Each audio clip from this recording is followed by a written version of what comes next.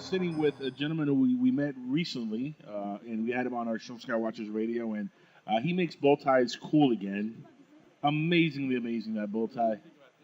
That is even more cooler. It has little UFOs on it. Look at that. You know, ready for this? I wanted to get one with a flying saucer on it, right? And I wanted to have it, pretty cool. So you know where I had to get this? Where? This is handmade from England and sent over so that they would get it here in time. Wow, that's amazing. That is amazing. Now we're talking to Rich Hoffman here, and Rich is the State Director of Strategic Projects and a speaker for Mufon. He's the State Director for Mufon. Rich, you're in the Alabama chapter. How did you get involved with Mufon originally? How long have you been involved with Mufon? And, you have a lot of ribbons there, benefactor, speaker. I'm sure you're a very busy man with Mufon. How did this all happen for you? Okay, so I've been with Mufon since it started. Okay? I'm one of the originals. Okay, it was not even called the Mutual UFO Network. It was called the Midwest UFO Network. And this goes back to 1969. Okay, I got started in UFOs in 1964. So this is my 52nd year of ufology. And it's, my 47th year of MUFON. And this is the first time in all those years that I get to present at the conference. The last one I had, the last one that I actually was up on stage for, I was the moderator, and I was introducing in Dayton, Ohio, and I had the conference up there in Dayton, Ohio, and we rented out the entire Dayton Convention Center. We had 3,500 people that came to that.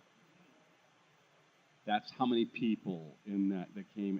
That's how popular the UFO subject was, okay? And so, tremendous number of people that came to that. And I was introducing Dr. Jalen Hynek. I got to introduce all Leonard Stringfield, and I had Donald Kehoe. These are major people in the field. That was the attractors as well to come to the conference. Anyway, it was incredible what an experience that was. But I mean, this one was. Now I get to present, and and that was pretty cool. I like that. I've noticed this, in the last 8 years that I've been on the radio and interviewing folks. It seems like the popularity with ufology kind of goes and comes. It's like a wave, where some decades are more popular than others, and there's a period where nobody really talks about it or they don't care about it, and then something happens where it sparks the interest again, or there's a major motion picture that comes out that sparks that interest again, and then you have this amazing amount of folks that are into the subject, and I'm sure your conferences get packed because of it. Right now we're kind of in a slower period, I think, because we haven't had many things happen, but we just had NASA discover Earth-like planet, which I think is going to spark interest once again into the subject. Is that an accurate statement for myself? Yeah, it's very accurate. I think, the subject is one of those things that again, it's wanes and things like that, like, even TV shows, like you say, can trigger, interest again. And we get, for example, even reports are that way. Last year and the year before, we had Hangar 1 that was on History Channel, right? Okay, well, guess what? That introduced a lot of people to MUFON, and then guess what happened to our case counts? They were out the door. I mean, we literally were like, we couldn't even keep up with them. And it's like, where we used to get maybe 20 to 40 a day, now we're getting about 200 to 300 a day. And so that was coming in. And it was like, wow, that surge. And the majority of those were cases where people were remembering back. Something triggered, they saw the show, and it triggered a memory that they had about something that they had seen. And so we've got a lot of cases where, well, back in 1964, and of course that's what we got a lot of, it's like people were telling their story. Well, when I was 2 years old, and then all this other stuff, right? Great memory at 2 years old, by the way. Exactly, yeah. I saw this orb. It happened to be a toy or a pinky shape, and a toy shaped, Anyway, but you get what I'm saying, right? I mean, so you get that kind of thing, and then even the case that I talked about, which is the Agua Dia case, and we talked about late at night, was that Puerto Rico case, right?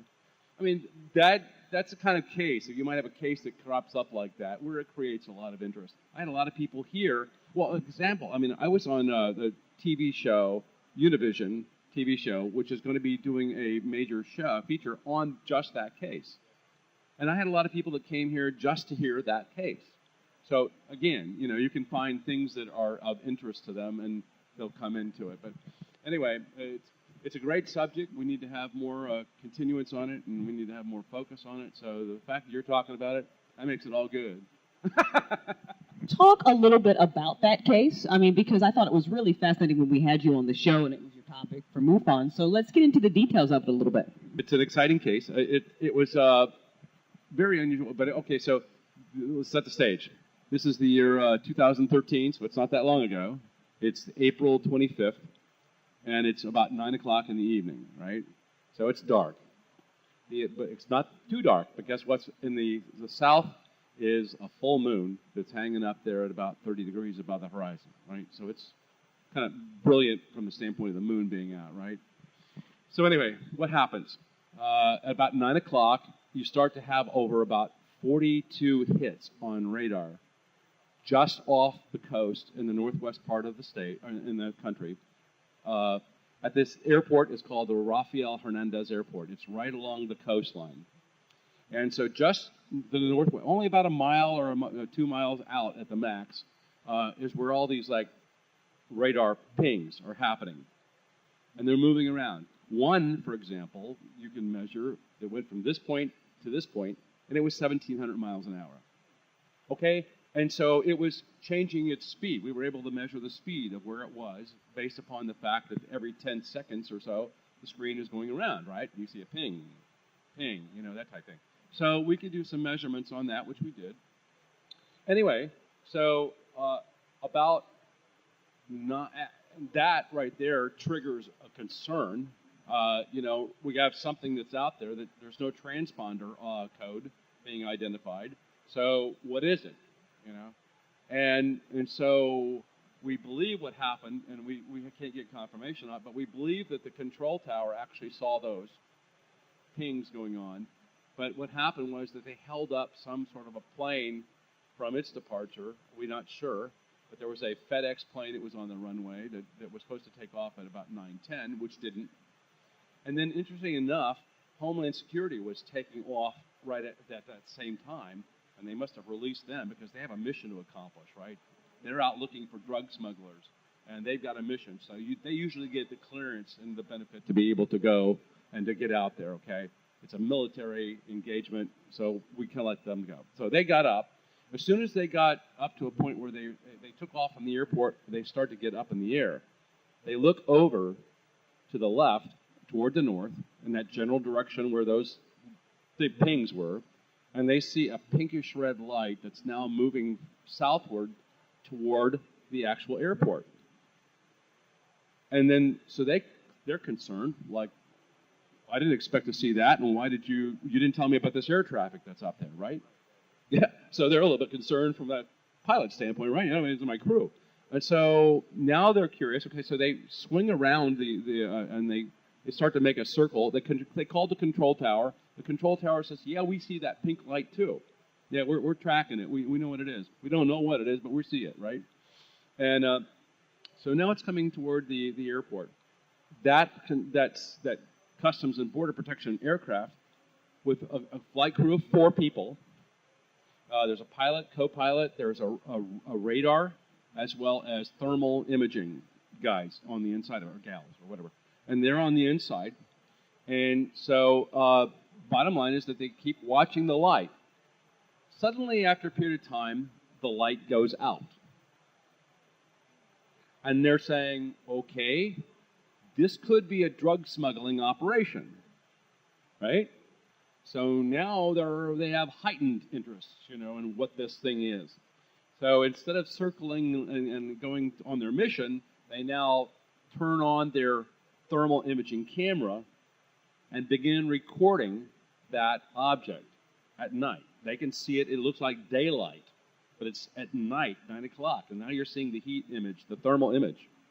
So they're watching this thing now and tracking it, and they basically now make another loop around the object where it is, a tighter loop around the airport, and they're watching it, and they can see it come around. They see it. It appears to be going around the runway.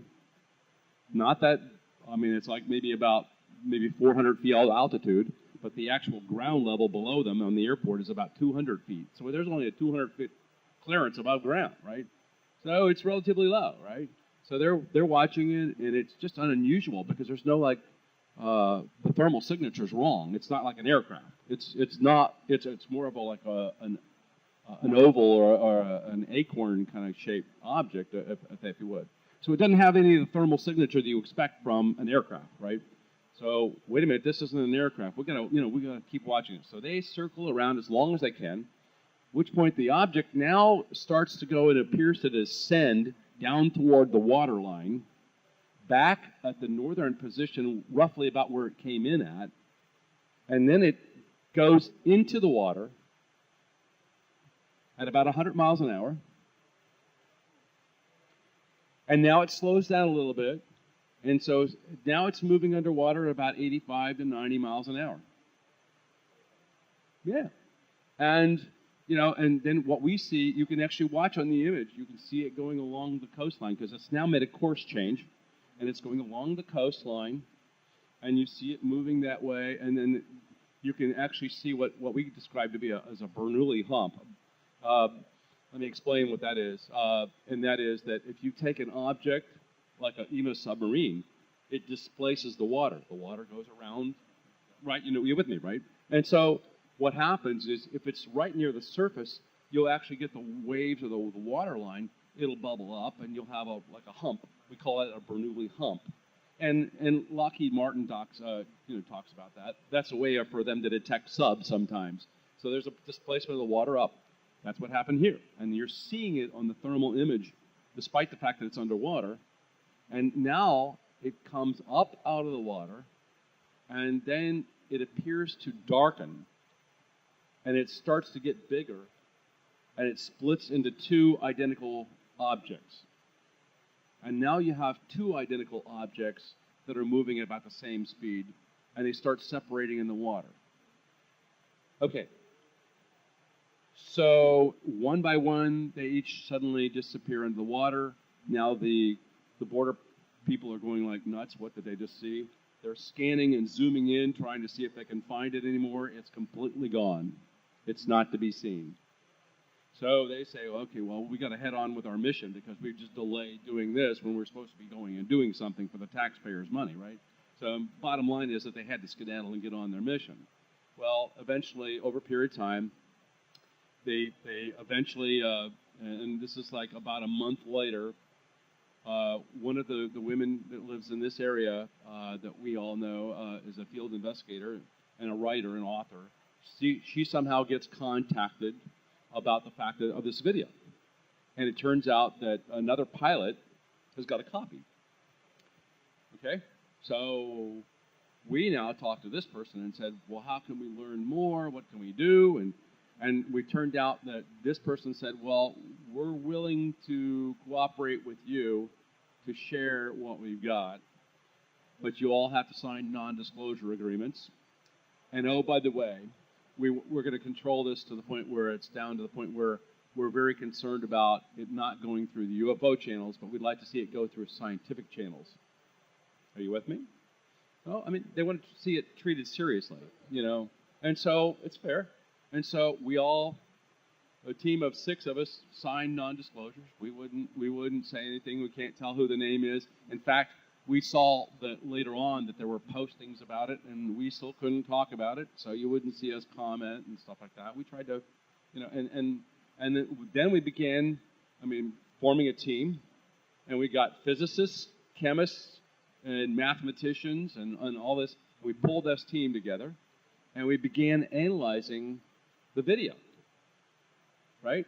And we had to first confirm, is it really Homeland Security video, okay? You know as well as I do, people fake stuff nowadays, right? So is this a real video? Is it really? So the bottom line was we had to get radar. So guess what? We got radar. We went and put a FOIA request through, got FAA to deliver off some radar.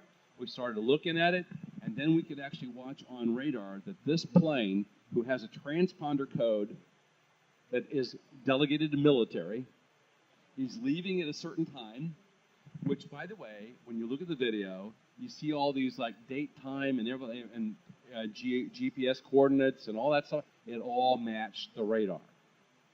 Now you've confirmed it indeed was that, right? So is this a fake video? I mean, could they have been faking? Is this, the government wanting to, like, throw a whatever? Okay, so now we're breaking that video into 7,027 frames and analyzing 7,027 frames. Looking at every aspect of that video to see if it, and then also to determine if it went behind any reference points or things like that where we could use to determine size, position, distance, and all that stuff to match it. Okay, so it goes behind, for example, a telephone pole. That's an indication of the distance. You could actually measure the plane.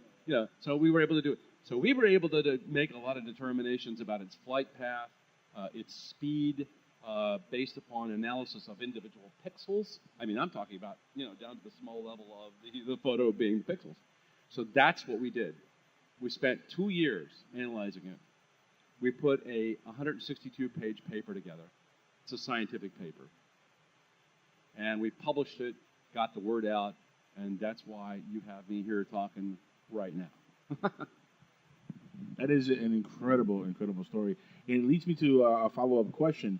How many UFO reports have you come across that deal with UFOs going into the ocean, coming out of the ocean, the ISOs, as they're called now, or USOs, I'm sorry, undersea objects.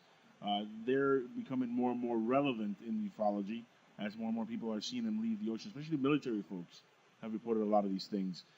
In your research, especially dealing with this case in particular, have you found that to be a common thread now within a lot of the reports coming out? There is a common thread. We get there's a lot of cases about that. But you have to understand, too. So let me give you an example. We had a situation where somebody delivered a presentation today. They were talking about a number of cases in this state or in this county or in that county. We don't do a good job of laying out lines in the ocean. So, okay, isn't that a valid point, right? I mean, so which part of the 3/4 of the planet did you see this? Is hard to say. And so now you're trying to quantify, and you have no boundaries to know where that is. And then the other part of that is, okay, so you're on a ship, and you see this thing. You're on a cruise ship. Do you know where you were? No. I've got no idea. So you see the level of problems we have with U.S. So we get a lot of people that say, I'm looking off from the shoreline at Mobile Beach, and I saw something moving under the water. Okay, that's a helpful thing, right? So that gives you a little bit more proximity. You've kind of got a good location, and you can do that. So you have that. But let me also clarify that, in the Air Force, when they did their study from 1947, when they got started with all those different projects that they had, and they terminated in the year 1969, that they only got 12,000 reports, which is ridiculous, because what that tells me is it's a situation where most people don't want to report. And who in the world is going to call up the government and tell them, oh, I saw something, right? Okay, so they have a very small population. But they weren't even getting the Navy objects. None of the Navy reports or the Navy sightings ever went to the Air Force. Well, I think largely because the Air Force was out collecting the things in the air. But, the other part of it is that there were things that were seen, and the Navy and the Air Force necessarily weren't that cooperative, but the Navy, the Air Force was always concerned about the UFO subject from the standpoint of, how can I tell you that you're paying me tax money to do something and I'm not in control of the airspace? Okay?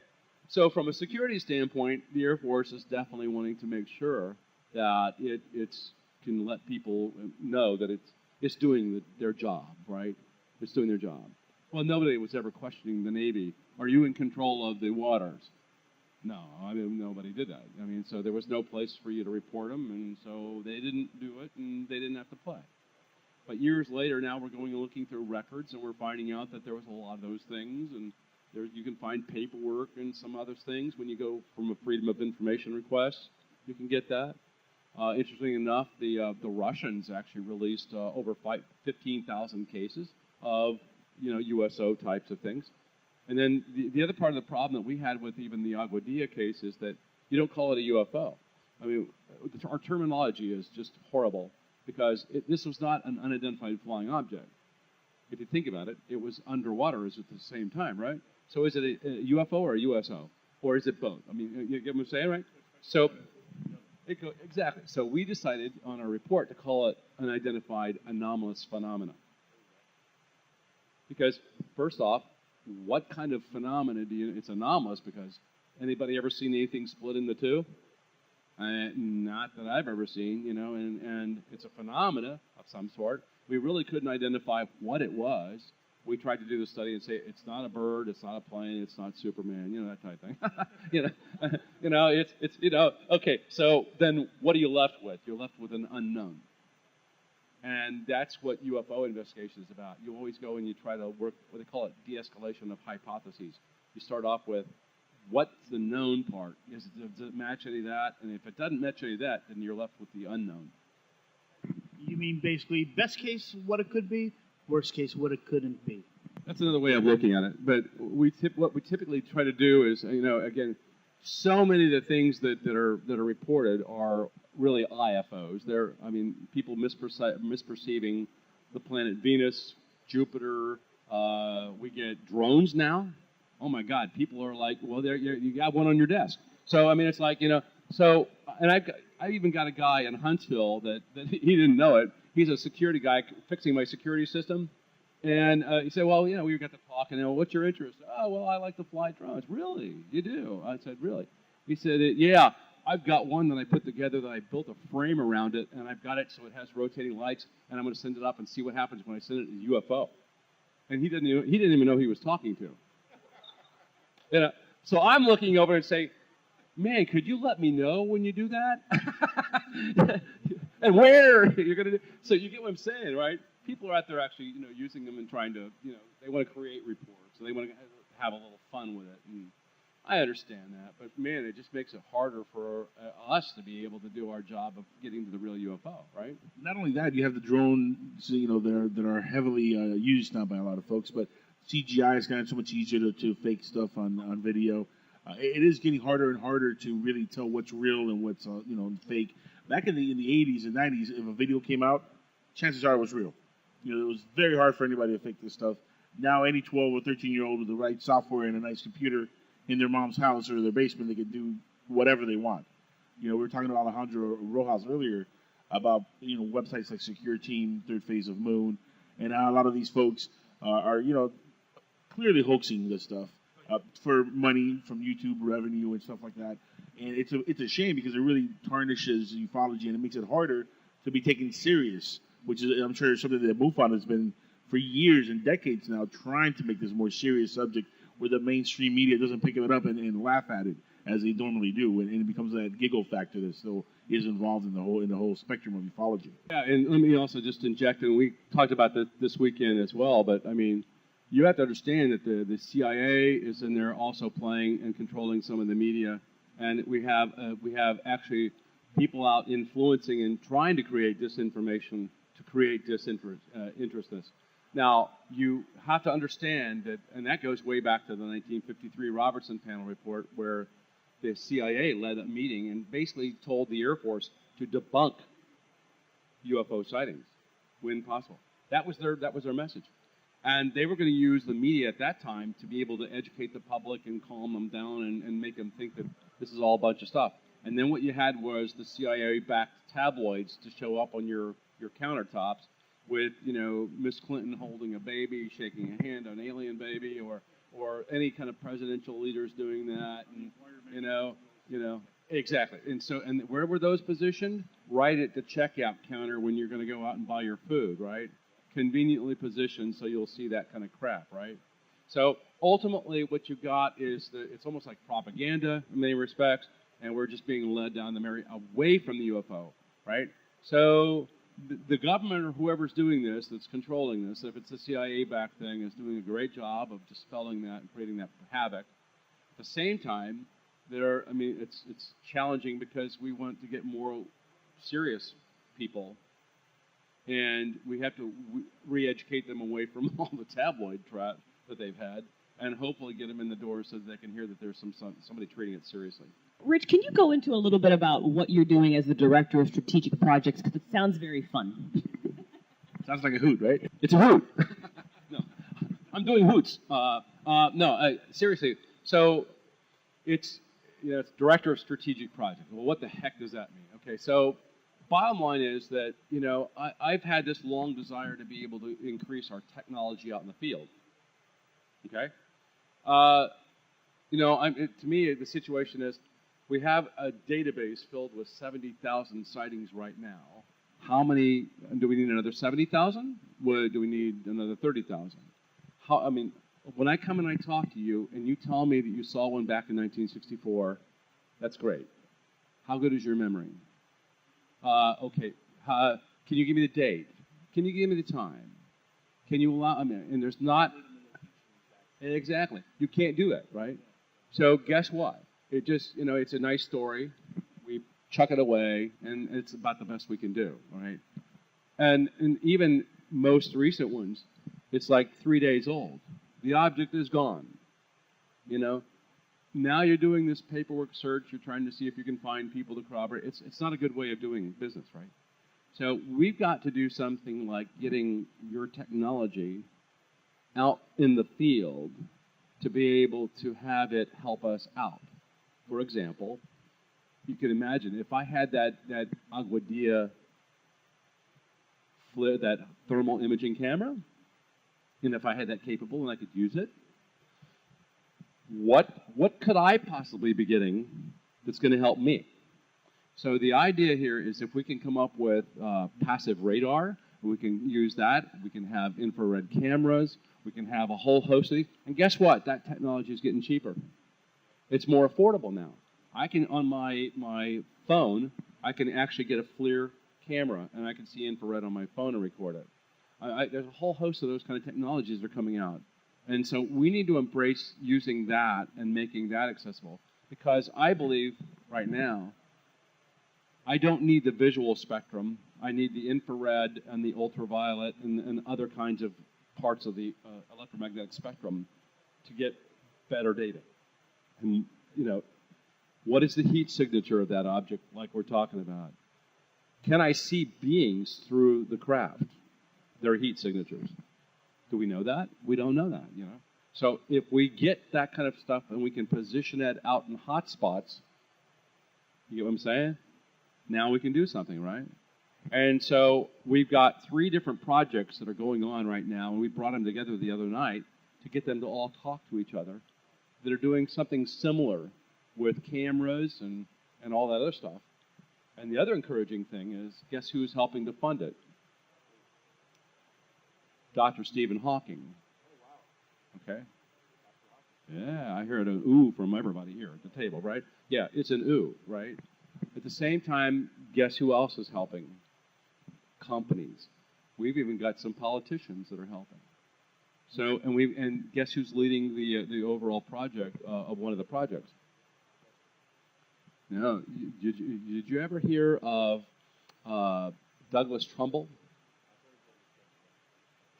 The guy who made all the special effects in Close Encounters and 2001: A Space Odyssey and some of these other movies? Well, he's had a long fascination and interest in UFOs, and he's exactly, and so he's been wanting to develop that and have that, you know, to help us out. So, guess that's pretty neat stuff, right? So that's where we're at. Now, since you brought it up, you're getting now people who are more interested in kind of helping fund these things, such as politicians and companies. two questions then. Are you taking steps to ensure that you remain in control of the research even though you're taking their money? And number two, are you worried about, those CIA disinformation guys coming in and trying to screw with your research? Excellent question. Yeah. And so this is where you have to develop what they call memorandums of agreement. And we do this in the DoD world, right? If we're going to build a weapon system, and you're Boeing and you're Lockheed, we need an agreement between the two of you that we're going to cooperate, we're going to share, we're going to do this, and we're going to be okay, right? So that's you get that agreement and you specify and put these things down. So this is what you're going to do. This is what and so we're developing the MOA to get people to agree about that. Secondly, there will likely be an interest on the part of the DoD. Okay, and I think on one of the projects, I think that's already been expressed. So now we're carefully looking at that, and there would have to be another memorandum of agreement with them. It's going to be our data, it's going to be our information. And so the same thing you do for building a weapon system, you're going to do here. And we are going to retain control of it. We are not giving up anything in terms of that, okay? The objects or whatever we have in terms of the cameras and things we deploy will be based upon us determining where and us putting in those cameras and sustaining them, okay? So we Mufon will be in control of that. So excellent question, and we're certainly not letting the IAs and those other three named organizations get to the alphabet soup. Yeah. Okay. Speaking of Mufon, where are you going to be next? Where's Mufon going to have a next conference that the audience might want to go to? Next year's conference is now going to be in Las Vegas. So we're heading to Las Vegas next year. Yeah, we're going Vegas. Yeah, Viva Las Vegas. No, so anyway, we can all do Elvis impersonations or something. Anyway, so yeah, we're going to be in Vegas next year, and I'm not sure yet exactly what the they're usually like at the same time frame, August, and then we've had some who move back to September as well, because and that's also been advantageous from the standpoint of the heat, or something like that. So I'm not sure yet when, but I'm told that it's going to be out in Vegas next year. Now, if anybody wanted to get involved in Mufon, how hard is it for them to get involved and become maybe a field operator? One day, maybe become a state director in their own state. What's the process like? Well, first off, it's pretty simple to become a member of Mufon. All you got to do is go to mufon.com, and then it says, you want to join? Sure, yeah, you can go up, and you can determine what you want to be on even that level. There's I think the $35 is the only thing that's just a fee to become a member, right? I mean, that's like cheaper than the price of a Starbucks coffee once a month. I mean, it's like so it's like, okay, well, that's that, okay. And then there are a whole bunch of other. By the way, there's a whole bunch of other ways to volunteer to be in other roles independent of being a field investigator. We have a whole lot of other needs we're looking for, and in fact, in the journal we publish at the back of it a whole bunch of other ways of journal and all kinds of other kinds of things, in the media world, and we're looking for. So there's a lot of support outside of just you being a field investigator. Point up front.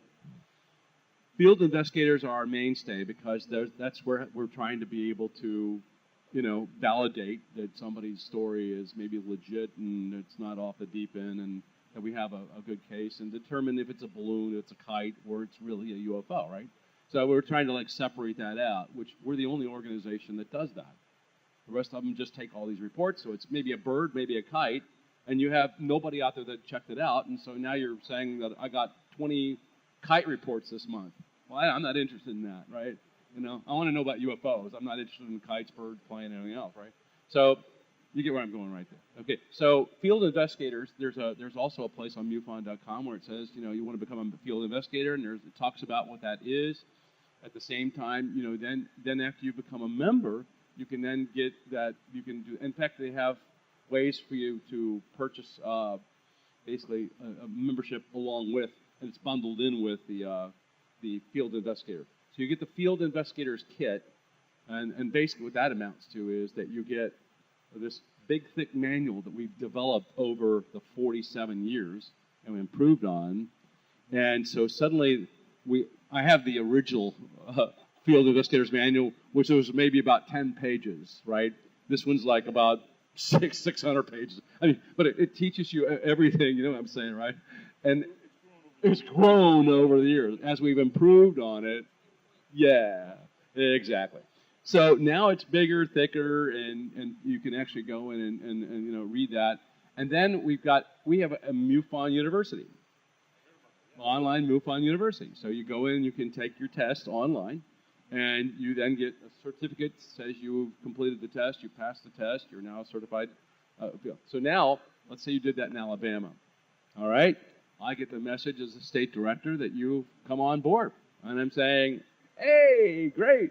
You know, like nice to have you. Let's make you a field investigator trainee, and we'll work with you then on your case in terms of doing a case, that's involved. Make sure you have your access, helping give you other additional pieces of information, you know, like what the reports are, how to fill out this, and how to do that, and then give you some basic case handling steps and some other kinds of great information. And then we just work with you on a single case and see how you do, help you out, give you feedback, and then over a period of time, then you start to now work cases on your own. So, you know, I mean, you have to understand that I've been so long, so I'm up to thousands in terms of the number of cases I've been doing, right? So thousands. And but anyway, as you progress up, and you know, you can start to decide, you know, there's other roles like state section director. You might be a good one that might want to be able to help us to create a chapter or people down in a given area, you know, and great. We'd then help you to get, you know, presenters and everything else to be able to help develop that, because we're about expanding, you know, and I've got even portions of my state right now that I haven't got investigators, so I have to have people, you know, help me out from distances, and we work cooperatively together that way. So ultimately, it's a situation we do the best we can. We need to grow. We're up at maybe about 3,000 field investigators, something worldwide, or members worldwide. But about, I would guesstimate that it's somewhere in the thousands, you know, in terms of the number of field investigators around the world. And we're growing internationally as well. Our challenge has been to get the manuals translated into different languages, but we're doing that. We're getting that out. Yeah.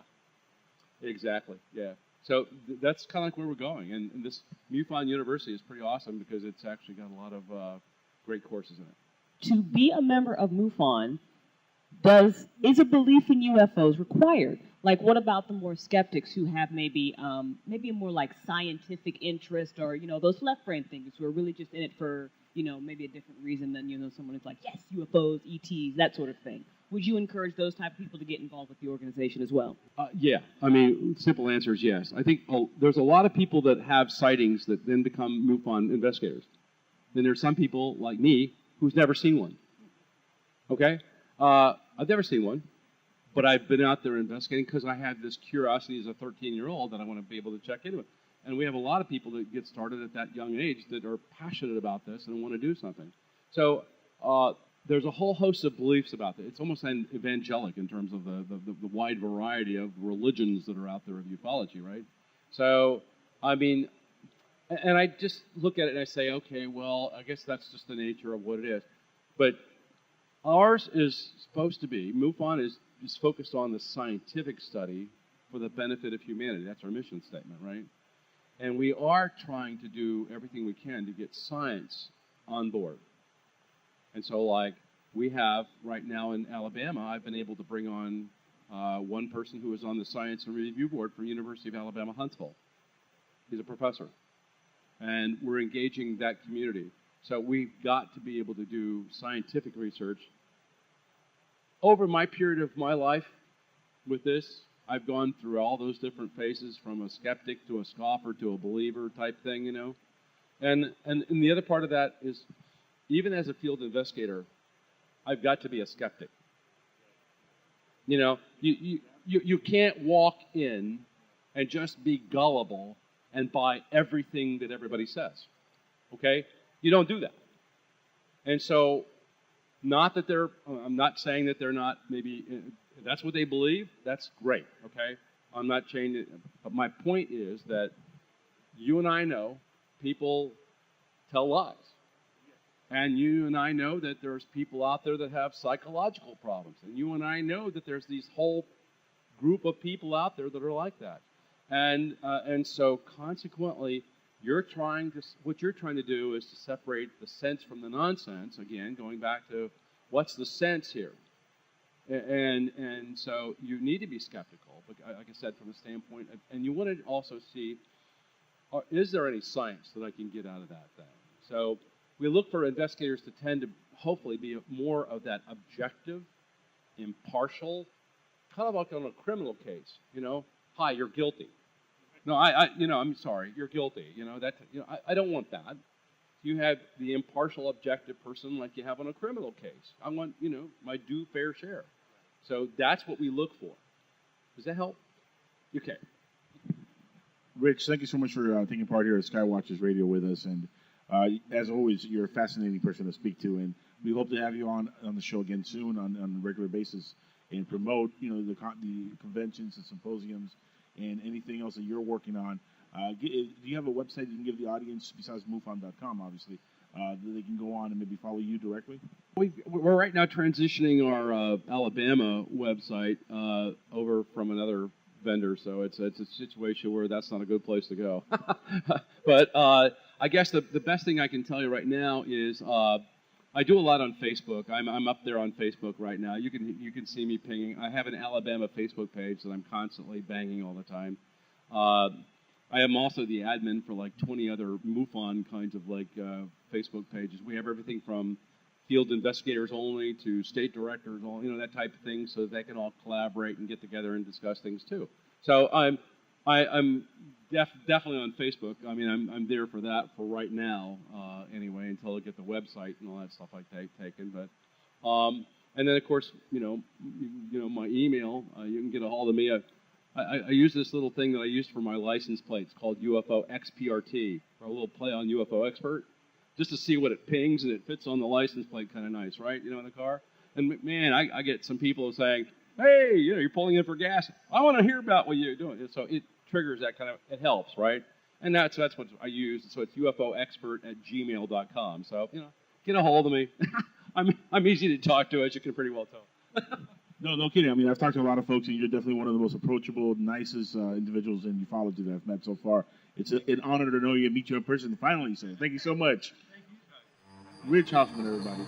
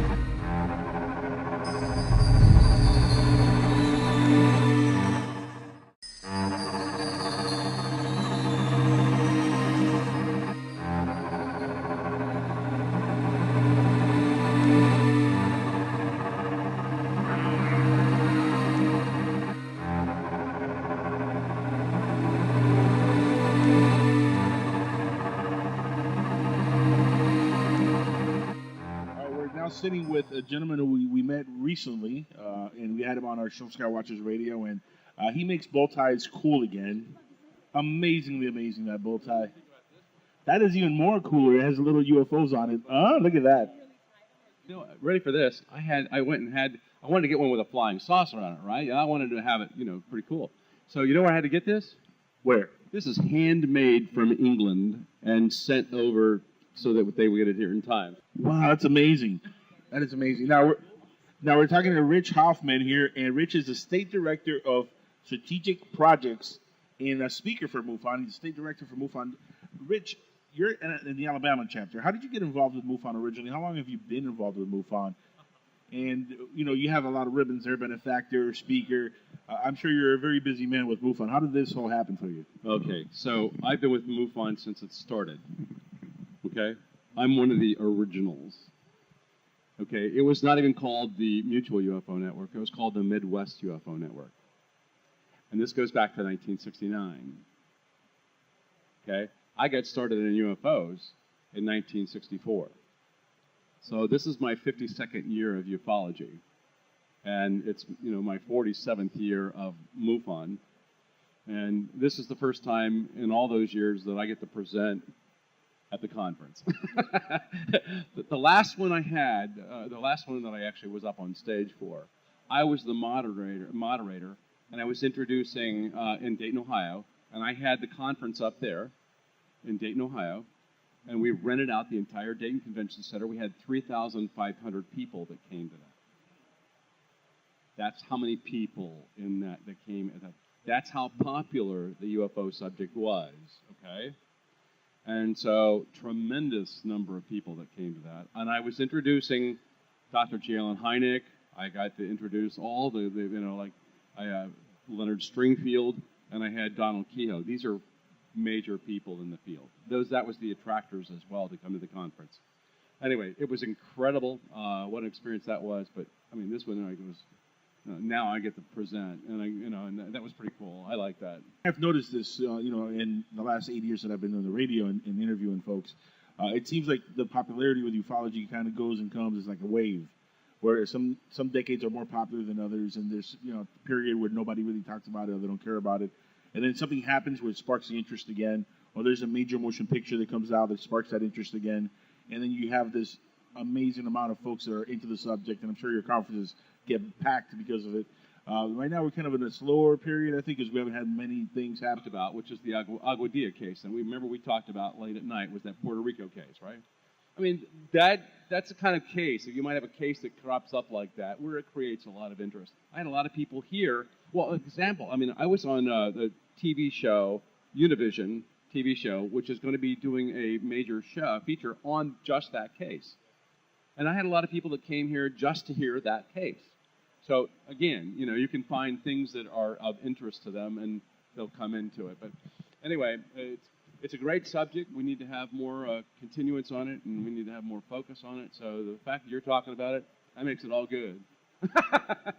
Talk a little bit about that case. I mean, because I thought it was really fascinating when we had you on the show, and it was your topic for MUFON. So let's get into the details of it a little bit. It's an exciting case. It was very unusual. But okay, so let's set the stage. This is the year 2013, so it's not that long ago. It's April 25th, and it's about 9 o'clock in the evening, right? So it's dark. But it's not too dark, but guess what's in the south is a full moon that's hanging up there at about 30 degrees above the horizon, right? So it's kind of brilliant from the standpoint of the moon being out, right? So anyway, what happens? At about 9 o'clock, you start to have over about 42 hits on radar just off the coast in the northwest part of the state, or in the country. At this airport, it's called the Rafael Hernandez Airport. It's right along the coastline. And so just to the northwest, only about a mile or 2 miles out at the max, is where all these radar pings are happening. And they're moving around. One, for example, you can measure, that went from this point to this point, and it was 1,700 miles an hour. Okay? And so it was changing its speed. We were able to measure the speed of where it was based upon the fact that every 10 seconds or so, the screen is going around, right? You see a ping, ping, that type of thing. So we could do some measurements on that, which we did. Anyway, so about that right there triggers a concern. We have something that's out there that there's no transponder code being identified. So what is it? And so we believe what happened, and we can't get confirmation on it, but we believe that the control tower actually saw those pings going on. But what happened was that they held up some sort of a plane from its departure. We're not sure, but there was a FedEx plane that was on the runway that was supposed to take off at about 9:10, which didn't. And then, interesting enough, Homeland Security was taking off right at that same time. And they must have released them because they have a mission to accomplish, right? They're out looking for drug smugglers, and they've got a mission. So they usually get the clearance and the benefit to be able to go and to get out there, okay? It's a military engagement, so we can let them go. So they got up, As soon as they got up to a point where they took off from the airport, they started to get up in the air. They look over. But we just had NASA discover Earth-like planet, which I think is going to spark interest once again into the subject. Is that an accurate statement for myself? Yeah, it's very accurate. I think, the subject is one of those things that again, it's wanes and things like that, like, even TV shows, like you say, can trigger, interest again. And we get, for example, even reports are that way. Last year and the year before, we had Hangar 1 that was on History Channel, right? Okay, well, guess what? That introduced a lot of people to Mufon, and then guess what happened to our case counts? They were out the door.